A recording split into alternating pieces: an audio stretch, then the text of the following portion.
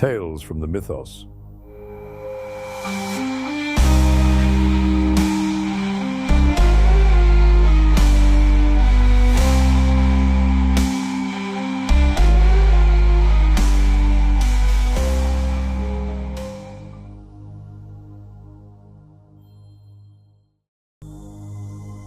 The Fungus from Beyond, Chapter 1.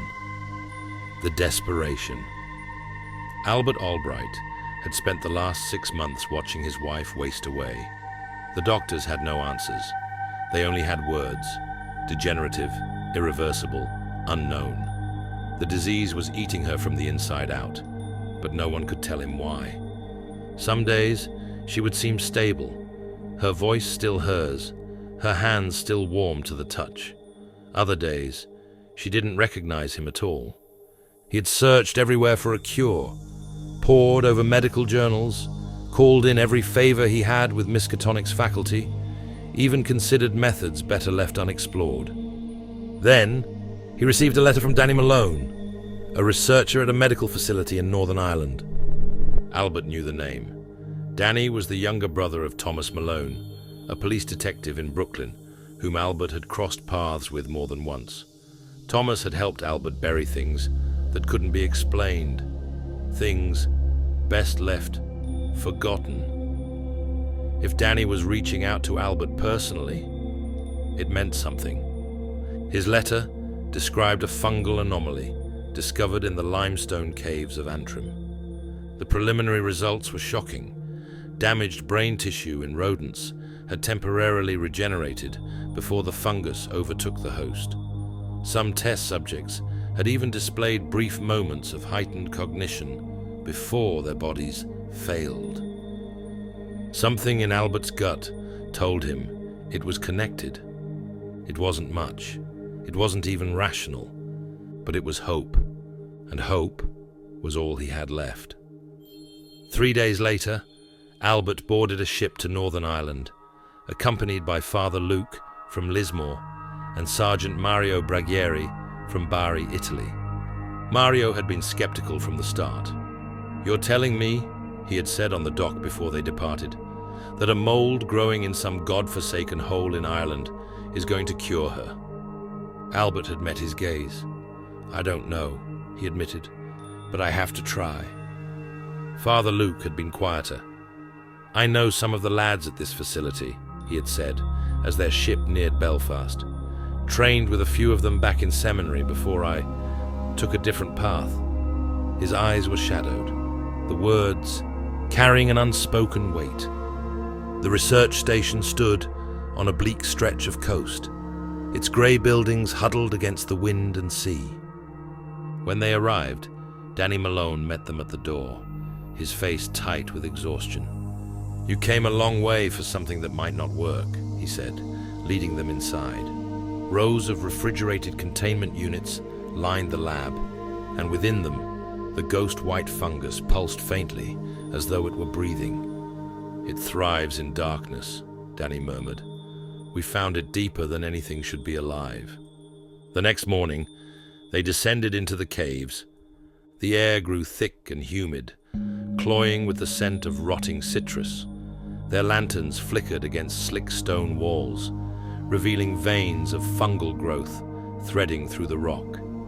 Then they saw them. The spiders clung to the damp walls, their legs twitching in slow, unnatural jerks. Their heads, where their many eyes should have gleamed, were instead encased in jagged fungal growths, like grotesque white helmets. They scuttled forward, but without hesitation, without instinct. They moved as though guided by something else. Danny's voice was grim.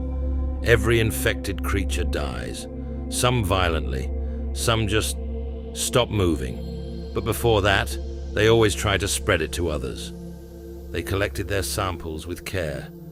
Albert checked his gloves, his coat, his breathing mask. But Father Luke, steadying himself on a damp rock, never noticed the speck of white clinging to his wrist. Chapter 2. The Slow Hollowing. The morning after the cave expedition, Albert sat in the lab, examining the samples under a microscope. The fungal filaments were strange, their structure more complex than any known mold or spore. They pulsed, almost alive, shifting under the glass. Behind him, Mario yawned. "So, you think this is the miracle cure you're hoping for?" Albert didn't look up. "I don't know yet." Father Luke rubbed his wrist absently, his brow damp with sweat. "I didn't sleep well," he muttered. "Dreams. Strange ones." Mario poured himself a cup of coffee. "Nightmares are part of the job," he said. "We go crawling around in a cave full of monsters, and your brain makes up worse things while you sleep. Simple as that." Albert finally turned to look at Luke. His face was pale, his usual liveliness replaced by something distant, disconnected. "You sure you're feeling all right?" Luke forced a smile. "Just tired." He flexed his fingers as though his hands were cramping. "The air in those caves gets to you." Albert frowned. He had seen people shake off exhaustion before, but this was different. By midday, Luke wasn't talking much. His movements were sluggish, his breathing shallow. He sat in the corner of the lab while Danny Malone examined the fungal cultures, his fingers curled into his palm. At one point, Albert caught him staring at the containment units, his eyes unfocused, as though listening to something the rest of them couldn't hear. Mario nudged Albert. "Something's wrong with him." Albert nodded. "We need to keep an eye on him." That evening, Luke stopped responding altogether. Albert found him sitting in the dormitory hallway, still awake, his arms resting limply at his sides. His face was drenched in sweat, and when Albert touched his shoulder, he flinched hard, his eyes glassy and unfocused. "Luke," Albert said carefully. Luke didn't answer. Then, after a long pause, he whispered, "I can feel it moving inside. 3. The hunger in the dark." Luke sat at the edge of his bed, staring at his wrist.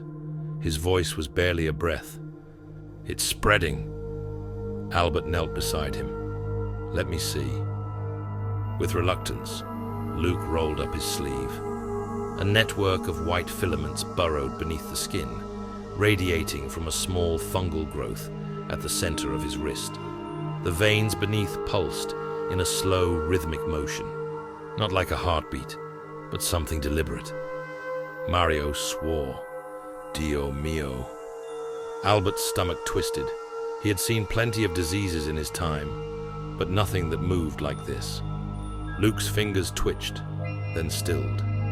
He closed his eyes for a long moment, before finally speaking. "Shagai." Albert frowned. "What did you say?" Luke's eyes flickered open, but they were different now. The exhaustion was still there, but something else was in them too, something aware. "Shagai," he whispered again.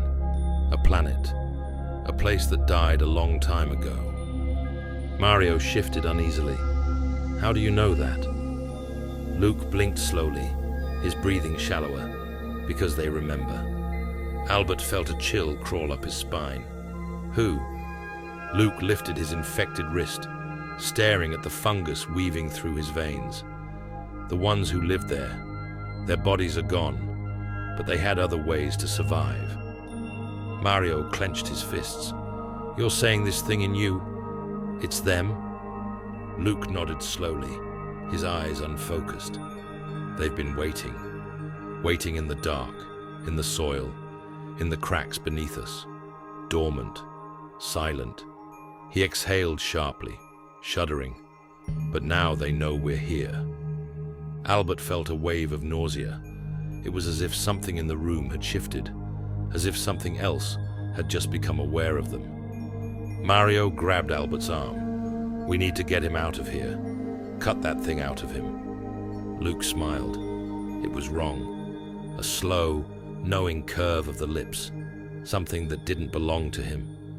"It's too late," he said softly.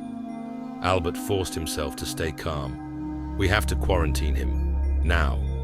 Luke didn't resist. "Do it before I..." His voice cracked. "Before I hear it completely." Albert and Mario worked quickly, guiding Luke into the reinforced glass containment chamber. The moment the door sealed shut, Luke let out a long, shaky breath, as though something in him had given up. He looked at Albert through the glass. His expression was calm, too calm. "You were right," Luke murmured. His voice barely carried through the speakers. "This is no ordinary fungus." Albert swallowed hard. "What do you mean?" Luke's eyes flickered with something unreadable. "It's not just inside me. It's calling." Albert and Mario exchanged a look. Then, they heard loud shouts and noises down the corridor to the west wing. Chapter 4. The Spreading Rot. It started with Dr. Wilcox. Albert and Mario were still reeling from locking Father Luke in the containment chamber when they heard the first scream. They rushed toward the west wing, the source of the noise, where the fungal samples were stored. Dr. Wilcox was convulsing against the lab counter, his hands clawing at his own face. His colleagues surrounded him, unsure whether to help or run. "What the hell is happening?" one of them shouted. I don't know," Wilcox gasped. His pupils had dilated into black voids, and from the corners of his eyes, thin white filaments began to push out, wriggling like antennae. I can feel something inside me. Please help." A horrible, wet, tearing sound silenced the room. Wilcox's eye sockets ruptured, releasing a burst of fungal tendrils, his mouth stretching wide in a silent, frozen scream. His body seized one final time before the fungal mass burst from his throat, splitting it open like rotted fruit. The others fled, their panicked footsteps slamming against the cold floor. Albert grabbed Mario by the arm. "We have to shut this wing down, now!" But it was already too late. Dr. Rourke, a junior scientist, had been standing too close to Wilcox. Some of the expelled spores had landed on his skin. His hands shook as he turned to flee, but already his breathing had become labored. "No," he whispered, clutching at his throat. "No, no, no!" Albert and Mario chased after him, following his ragged breathing to the decontamination showers. Rourke stumbled inside, slamming his palm against the emergency sterilization button. A mechanical hiss filled the chamber as scalding water and decontamination chemicals sprayed from the ceiling, soaking him. For a moment, it seemed like he would be all right. Then he screamed. The fungus didn't burn away. It grew faster. His skin bubbled, sloughing off in chunks, revealing pale fungal tendrils twisting underneath. He clawed at his own face, sobbing, his fingers peeling away flesh that no longer belonged to him.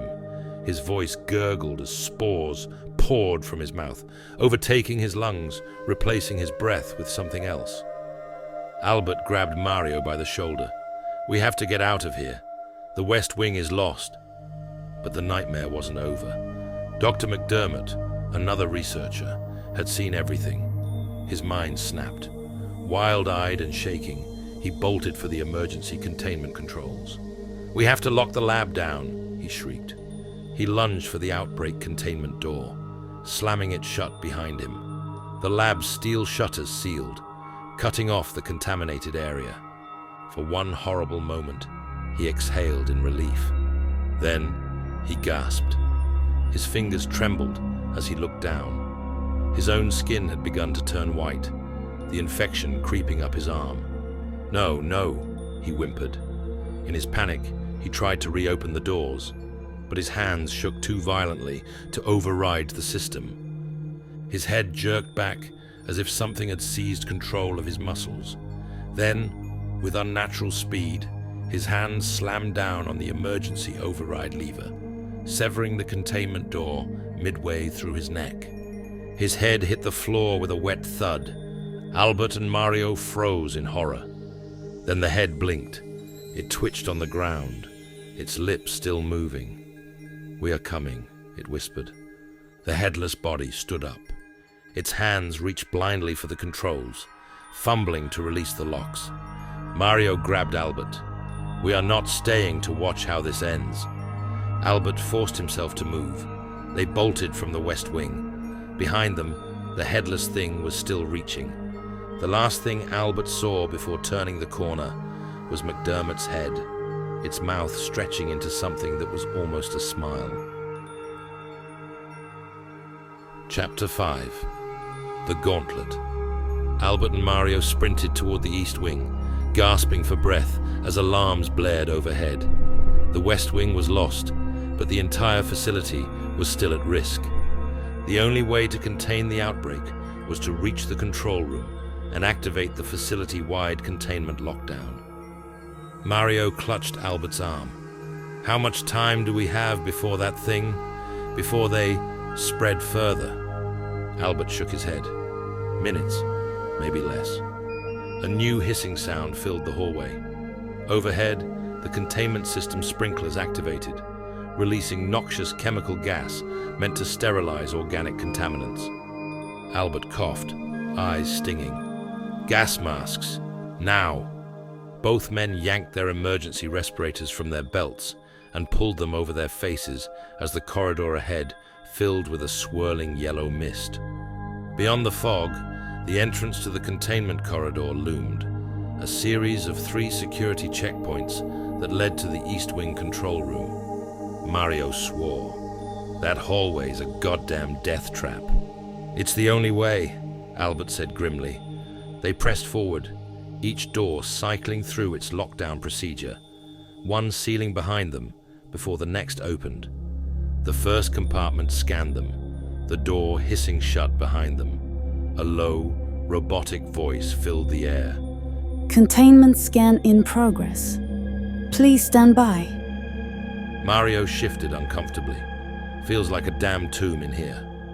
A second later, the inner door slid open. "Clear. Proceed." They rushed into the second compartment. The same scanning process began, a slow, agonizing countdown, while the sprinklers continued to spray the acrid gas. "Containment scan in progress." A high-pitched wail cut through the alarms. Mario stiffened. That was behind us. A loud, sickening crash shook the first compartment door, then another. Something was coming. Albert's pulse hammered. The scanner finally cleared them, and the second inner door slid open. "Move!" Albert shouted, pulling Mario forward. They raced into the final checkpoint. The second door slammed shut behind them. For a moment, there was silence.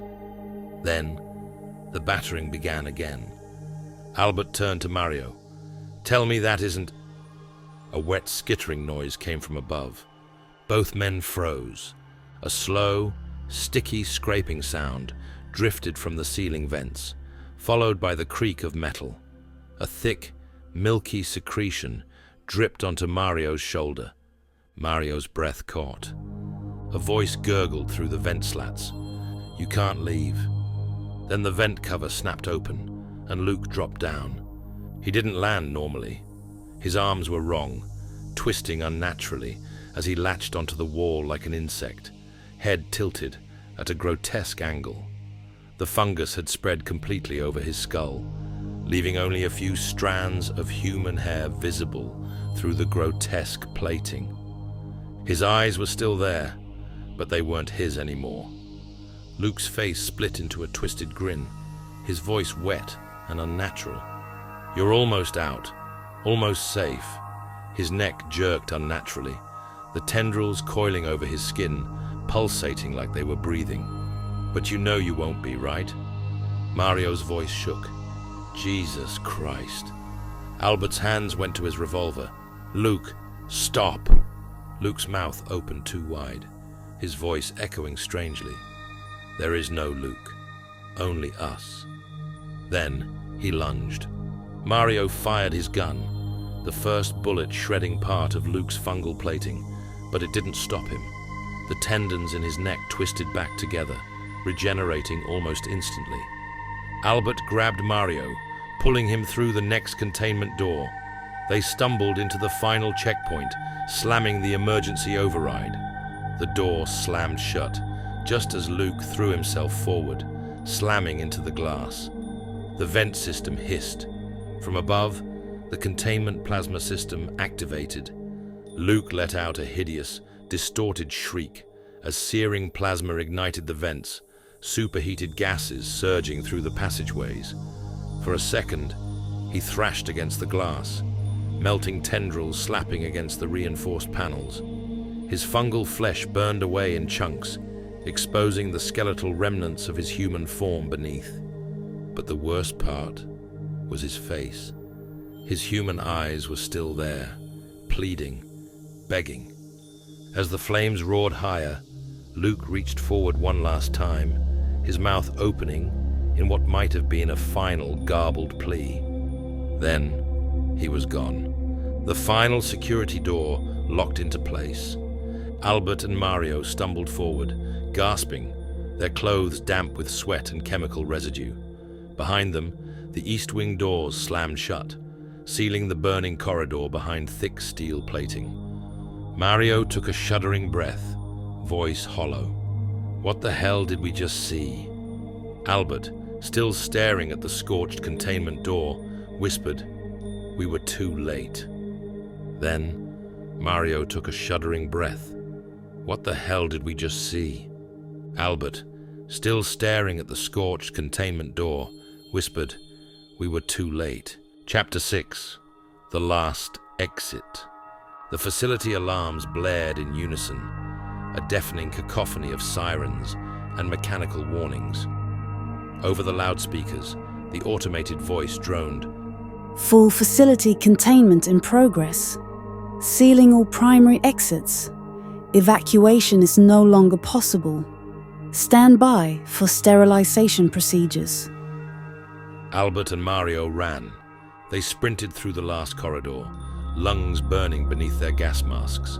The noxious fumes from the sterilization vents still hung in the air, thick and cloying. They had minutes, maybe less, before the entire building was locked down permanently. Mario's voice was hoarse as he shouted over the alarms. "We have to barricade the entrance from the outside." Albert didn't argue. The final containment doors were just ahead, the last line of defense before the outside world. If anything still crawled through the vents or lived inside the facility, it had to stay inside. The reinforced security doors loomed ahead, thick steel reinforced with biohazard seals. They slammed their fists against the emergency release panel, praying the doors would still open. The locks disengaged with a loud clank. The outer doors slid apart. A rush of cold, salty air blasted against their sweat-drenched skin. They had made it. Outside, the coastal winds howled, ripping through the rocky shoreline like a ghost's wail. The dark Atlantic stretched into the abyss, waves pounding against jagged cliffs. Mario turned, grabbing a heavy steel crate near the door. "Help me block it." Together, they heaved crates, pipes, anything they could find, stacking them against the now sealed doors. They braced emergency lock bars across the handles, twisting them tight until the bolts groaned. Albert took a staggered breath, staring at the sealed entrance. It won't hold forever. Mario exhaled shakily, just long enough. For a long moment, neither of them moved. Behind the barricade, behind the thick steel, they could still hear something shifting inside, something tapping, something waiting. Albert forced himself to turn away. "Let's go." Mario nodded. Without another word, they headed toward the dock, where the last transport vessel awaited. The winds roared around them, howling through the cliffs, carrying with it the scent of the sea, the mist, and something else. Something wrong. They boarded the vessel, the engines already humming with life. Albert sat heavily in one of the worn-out seats, his hands still trembling from the cold, or from something deeper. Mario dropped into the seat across from him, rubbing his face. Neither spoke for a long time. Mario ran a hand down his face, then rubbed his fingers together absently. They felt sticky. He didn't notice the faint white residue clinging to his palm. Chapter 7. The Long Flight Home. The plane was quiet, save for the low hum of the engines and the occasional murmur of the crew. Albert stared out of the window, the dark Atlantic stretching endlessly below them. His breath was unsteady. He had nothing for his wife. His throat tightened, and before he could stop himself, a single tear slipped down his cheek, then another. His hands clenched into weak fists, his body trembling. His voice, when it finally came, was barely above a whisper. "I failed her." Mario, who had been sitting silently across from him, turned his head slightly. He looked exhausted, his face lined with deep tension. Albert swallowed, but it did nothing to ease the raw ache in his chest. His voice cracked. "I came all this way. I risked everything. I thought I could save her." His shoulders shook. "And now I have to go home and tell her there's nothing." Mario let out a slow, shuddering sigh, rubbing a hand over his mouth. He looked down at his fingers, at the barely visible white residue, then clenched his fist. His next words were heavy, filled with something worse than grief. "Not only did we find nothing for your wife, Albert, we may have doomed the world." Albert looked up at him, his breath catching in his throat. Mario's eyes were distant, his fingers tapping absently against his leg. If just one of those things gets out of that facility, if just one spore finds the right conditions to spread. He swallowed hard. We saw what it did in days. Imagine weeks. Imagine months. Albert's chest tightened. He closed his eyes. Everything they had done, everything they had tried. Had they only made things worse? The plane shuddered gently, cutting through the night sky. Albert exhaled, his breath trembling as a deep and terrible silence settled between them. Epilogue. Far across the Atlantic, at the research facility in Northern Ireland, the wind howled through the cliffs. The sea pounded against the rocks, and the barricade at the entrance still held, for now. The moonlight cut through the mist, illuminating the small figure standing before the sealed doors. A boy. He looked no older than 9 or 10, his clothes damp and clinging to his frail frame. His bare feet left faint, wet prints on the cold concrete. His head was tilted slightly from the weight of the fungus that covered it. He only had one eye, but it was staring at the heavy barricade in front of him. His face twitched. A thin, white fungal growth curled along his jawline, trailing up toward his temple. His breath came in slow, measured huffs, fogging in the night air. For a long moment, he simply stood there. Then, slowly, he reached out. His small fingers pressed against the barricade. Then, a quiet tap, a pause, another tap. From the other side, something tapped back. The boy's fungal-plated head twitched, as if listening. His lips curved upward slightly, in a motion that was almost a smile, but not quite. His fingers tightened around the barricade. He gave a slow, deliberate pull. The barricade shifted, and beyond the door, in the facility's dark, infected depths, something stirred.